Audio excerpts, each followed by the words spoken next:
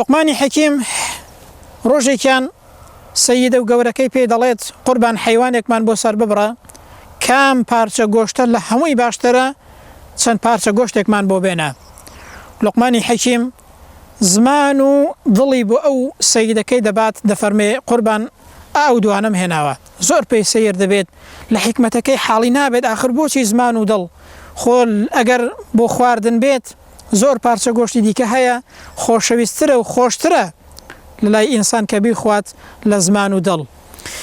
دەفەرمێ پاش چەند ڕۆژێکی دیکە پێی دەڵێ قوربان حەیوانێکمان بۆ سەر ببڕە، ئەوجا کام پارچە گۆشتە لە هەمووی خراپترە ئەومان بۆ بێنە.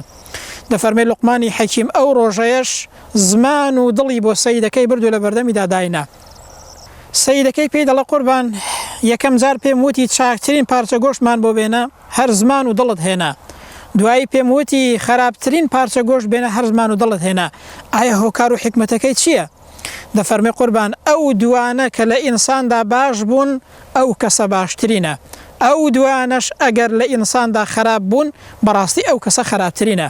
ئایکە ئامۆژگاریەکی جوانە، زمان ئەگەر باش بوو بەڕاستی ئەو کەسە باشترین کەس دەبێت، ئەگەر خراپیش بوو خوا پەناماندا بەڕاستی ئەو کەسە خراپترین کەس دەبێت.